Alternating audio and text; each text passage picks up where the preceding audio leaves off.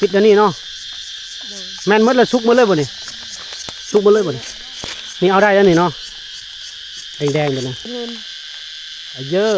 ว้าจุบะเจอคุณนั่นนี่เนาะ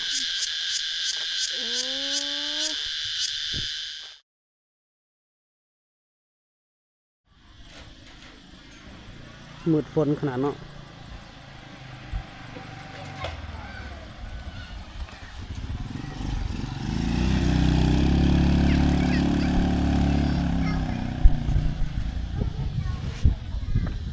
สบายดีท่านผู้ชมทั้งภายในและต่างประเทศเด้อพอกับบจอยเส้นเก่าเส้นเคยท่านผู้ชมเดินทางขึ้นมาหาน้องดอได้ท่านผู้ชมเด้อมาแต่มือก่อนพุ่นละมือก่อนก็ขึ้นมาแล้วฝนตกพายุเข้าฝนตกบ่ได้หยุดเลยท่านผู้ชมก็เลยบ่ได้ถ่ายทำเนาะก็กลับลงคือเก่าเถื่อมามื้อนั้นมาละเลยท่านผู้ชมมากับพายุเข้าลายเด้ฝนตกบ่หยุดมื้อนี้ก็เดินทางเข้ามาอีกคือเก่าท่านผู้ชมเนาะก็มาหาน้องดอกคือเก่ามื้อนี้มาเป็นสะพานบุญให้ผู้ใหญ่ใจบุญพร้อมเนาะทางจังหวัดหนองบัวลำพูเพิ่นฝากเงินมาให้น้องเพิ่นจำนวน500 บาทท่านผู้ชมเนาะ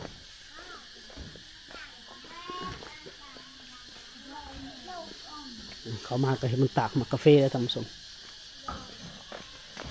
กาแฟตากให้มันแห้งช่วงนี้ก็ฝนตกดุกึ่นเน่าๆนิดหนึ่งได้กึ่นมาถึกฝนเขาตากเมื่อนี่แหละท่านผู้ชมนี่ก็กาแฟนั่นแหละ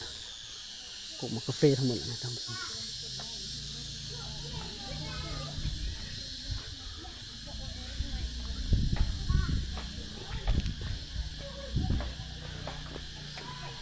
สร้างเส้นทางเขามาเฮือนน้องดอกเพิ่น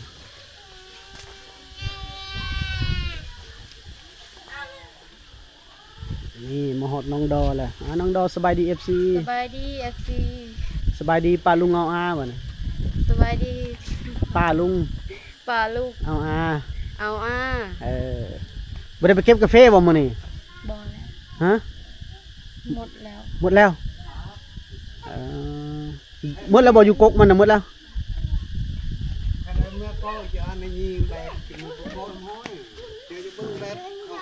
ยังมีบ่อยู่ในสวน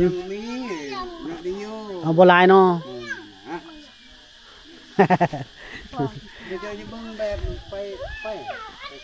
นี่น้องดอพาเบิ่งตัวนี้ตากนี่แห้งแล้วบ่เจ้ามือแล้วตากนี่แห้งตากให้มันแห้งก่อนเวียบมาได้ครึ่งนี่ครับนี่โอ้ให้มันแห้งกว่านี้มันเอาตากจักแดดจักมือตากนี่5-6 มื้อจนมันแห้งคักพุ่นแล้วเนาะคักจนแห้งจนบ่เปียกเลยเนาะแล้วทำนี่มันมาเอาโอ้สมีเขายังวาวเนาะให้มันแห้งเพิ่นจะเบิ่งแบบเก็บกาแฟให้ร้านเอาไปโดยอย่าหน่อยให้เพิ่นพาไปเก็บเนาะเก็บเบิ่งวิธีเก็บแบบใดหั่นนะเพราะว่ายังบ่หลายบ่ในสวนบ่หมดจะบ่ได้ลายดอก2-3 มื้อหมดอ๋อนั่นมามื้อก่อนนี่ก็ฝนตกเห็นว่าฝนตกบ่ได้หยุดเลยเขาก็เมื่อคืนมันไปเอาพื้นไปมันไม่ได้บอกเขาเดี๋ยวมันไปเอาพื้นเฮาน้องดอไปเอาพื้นบ่มื้อนั้นไปเอาพื้นกับไผพื้นที่พุ่นแบกบ่ได้ไปกับน้องอันบางบ่ไปพอดีเฮามันเฮ็ดยังโทรศัพท์เอาไว้ก่อนโทรศัพท์ไม่เท่าไปทางไหนมื้อนี้ไปนาพยายามนาโอ้นี่เราตากไว้เลยท่านผู้ชมเขาตากไว้ให้มันแห้งคักๆอย่างคายโลนึง40,000 ดงเนาะ40,000 ดง40,000 ดงมื้อนี้ก็ยังน้อยอยู่ในสวนยังน้อยเราบ่ได้ไปเก็บเนาะฝนตกเปียกเนาะแต่ว่ามื้อนี้พาไปเก็บได้อยู่เนาะอยากเบิ่งขั้นตอนการเก็บนะเอาคือไปเอายังเอากระยังบ่เอายังใส่นี่เป็ดยัง ปูมัน ไอ้ยัง เปรย์อันนี้ใบ ไอ้ยัง เก็บย่างเก็บ นี่ท่านผู้ชมไปเบิ่งน้องดอเพิ่นเก็บบ่ได้ใส่ผ้าบัดบ่บ่ได้ผ้าบัดปูเอาบ่ปกติกับปูพร้อมเนาะมามือก่อนฝนตกท่านผู้ชมแล้วน้องเพิ่นก็ไปหาฟืนอีกโอ้ฝนตกนะก็แบกฟืนมาเลยบ่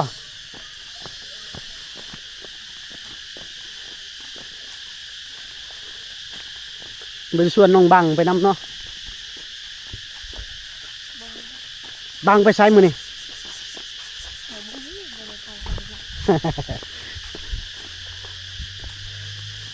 เวลาเว้าปินหลังใส่เนาะบริยินแล้ว อ้าวปินหนามาหาFC ก่อน เดี๋ยวไปไซมือนี่ ไปเก็บกาแฟ ไปเก็บกาแฟไป อยู่กับปู่กับย่าท่านผู้ชมน้องดอพุ่นน้องดอออกเสียงให้ถึกได้ท่านผู้ชมอีหยังวะขอพี่ซีมันนี่หมวกก็บ่ได้เอามาเลย ดินนี่ดินแดงแบบดินดากดินเหนียวท่านผู้ชมดินแบบนี้นะมันติดเกิบเวลาฝนตกมืนลื่นแห้ง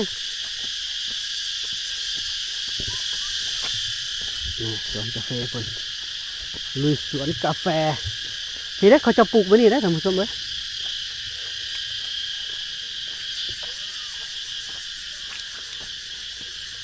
พวกยางเสด็จเดียวก็หอบแล้วน้องดอฮอดไซสวนของเจ้านี่กว้างฮอดไซ ต้นนี้เลยครับ เอาอันนี้เด้อซะกระยังนี่เด้อโอ้มีคันไดโอ้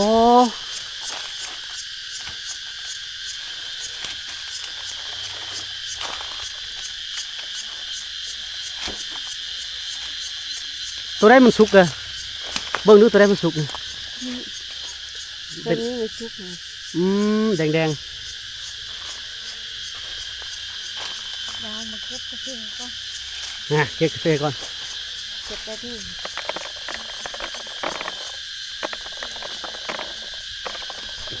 โอ้หลุดเอาเลยบ่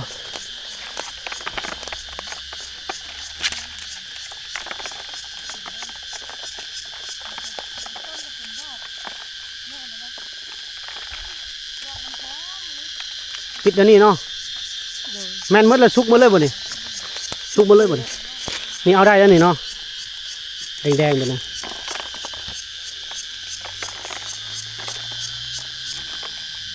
มาเก็บแต่ละเทื่อเก็บจากคน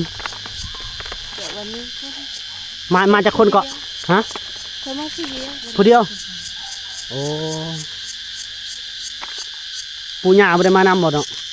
บอ ชาวพุไทยสบายดีFC ก่อน สบายดีเลย ไฟสิขึ้นนี่เจ้าขึ้นได้ มันชิบหักมาแล้วขึ้นนู้นงามันนี่สิหักดิ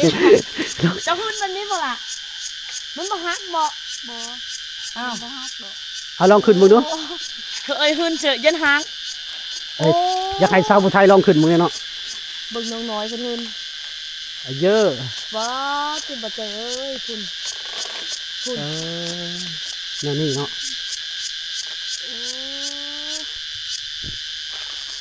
คุณมาเก็บแต่ทุกครั้งแบบนี้เนาะ บางเทื่อเพิ่นเอาผ้าบัดมาปูเด้ผ้าบัดมาปูตรงพื้นนี่ คุณหักก็เห็นครั้งแรกเพิ่นนั่น อ่า เพิ่นเอากระยังพูดเอาบ่นั่นนะ คือหูดเข่าเนาะ มันยังหลายอยู่ในสวนคุณนี่เนาะในรอบข้างกับต้นสูงแบบนี้เนาะมันก็บ่ฮักเนาะบ่เจอเนาะ บ่ได้บ่ฮักเนาะ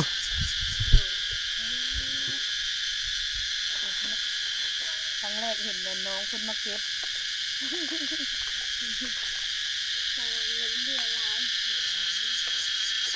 มันฝนตกเลยยุดเก็บบ่ล่ะที่นี่หมดได้ อืม แต่หัวหน้าฝนแล้วเนาะ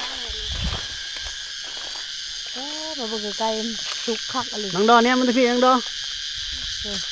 โอ้เก่งเพิ่นเห็นถูกก็ได้หลายอันอยู่ได้บ่เจอ ฮะ เห็นก็ได้หลายอันอยู่ เอ้า ปะ เขาเจ้าใส่ปีนขึ้นเนาะ โอ้ติดนั้นเนาะไม่เคยเห็นครั้งแรกได้เห็นเพิ่นมาเก็บก็ บอกขอยอยากให้เจ้านั่นลองปีนขึ้นเบิ่งนะ มันมีฮักเวลาไอ้คนนี่บ่สัมปทายสิลองขึ้นบ่โอ้บ่จอดนี่เนาะไปท้าทายสัมปทายสิยอมบ่เฮาก็บ่เอามานี่ ป้าหันแปลงดีขันใดเราเห็นให้สั้นๆก่อนเนื่องๆก่อน โอ้ยบ่จอดนี่ก็เนาะเอา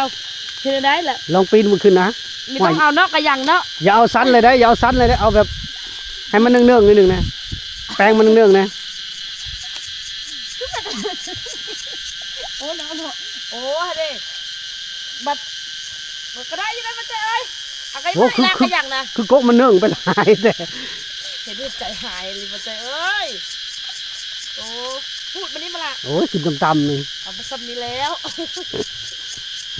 เดี๋ยวก็ได้ปัญหาโอ้ยแดงคักเลยคือมาเก็บนี่เนาะคือแล้วบ่หอจับนี่บ่นี่แล้วอ๋อแบบน้องต้องเสื้อรองมือเนาะ แม่นแล้วก็มีพระบัตรมาลองทั้งลุ่มอีกไว้ตัวมันนั่นเด้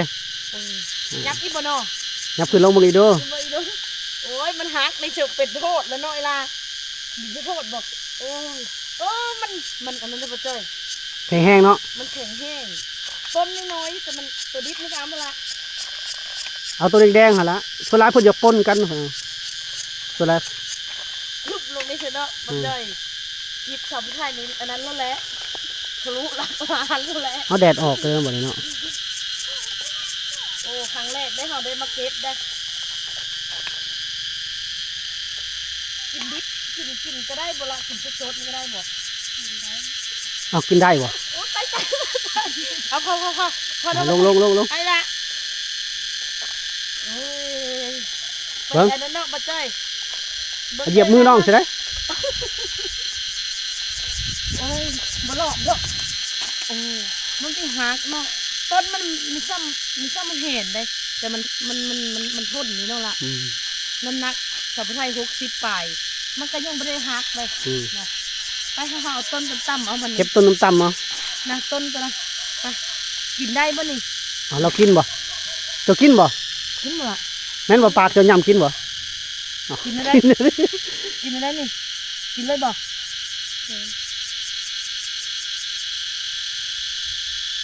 น้องกินอันนี้ กินเปลือกมันน่ะติหวานบ่ มันบ่ค่อยหวานต้นกะหวาน ตัวหวานก็หวานเนาะ บ่จ้อยกินอันนี้มั้ยนี่ กินในมันน่ะบ่ กระลุ้นออก กินเปลือกมันหรือกินในมัน กินชีน้ำติดๆเนี่ย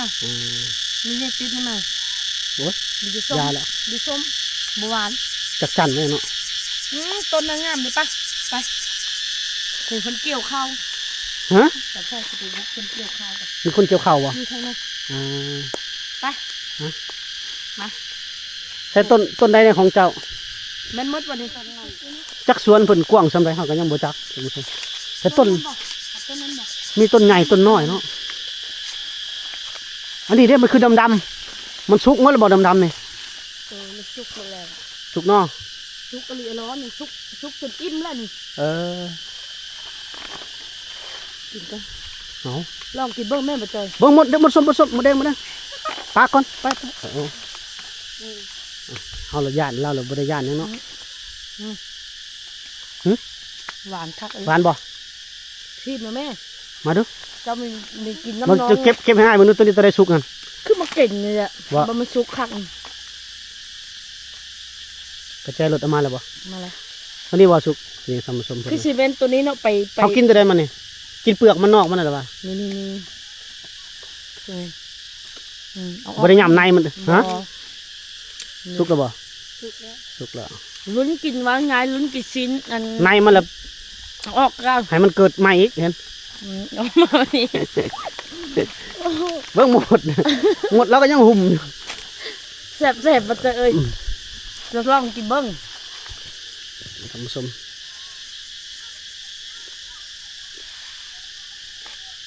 เอาออกมาเป็นเปลือกมันน่ะ หืม เปลือกมันเอาออกมาเลยนี่เอาออกมาเป็นนี่ลุ้นกินเป็นไรรสชาติ จะคือหมากยังมักหว่าบ่ คือมากินนี่แหละตัวในมันนี่แหละ ในมันเนี่ยเอามาคืนอีกเอามาไว้ปลูกกินอีก แซ่บเนาะล่ะที่มันเก็บไปกินไปพร้อมอิ่มเนาะ แซ่บเด้อว่าจะมันจึงมีนี่ มันหวานอะไรบุจักหวานอะไรเว้าบ่ถึกปะกกได้อีกเฮา ผมคือมาทุเรียนนี่เนาะ เนาะ เขาเยอะมาทุเรียน ตัวมีแต่หมดทั้งหมดนี่ในหัวเจ้านี่ ต้องสนใจหนึ่งดอกงามเลยบุกสนใจไปก่อนน้องน้อยก็เก็บดูสนใจที่มากนี้มันเป็นไม้แล้วนี่เนาะงามเลย ดอกนี่คือดอกก็ได้ความหมายมันเป็นไม้บ่หรือว่าเป็นอะไรเนาะ มันคือเป็นไม้เด้เป็นดอกทั้งหมดแล้วมันจะเป็น โอ้มันหมดแล้วเป็นดอกบ่บัดนี้ ดอก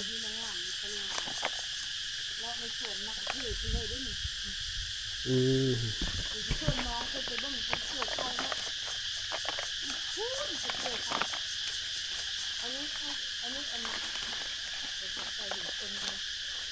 หมดในกระโตน้องคนนั้น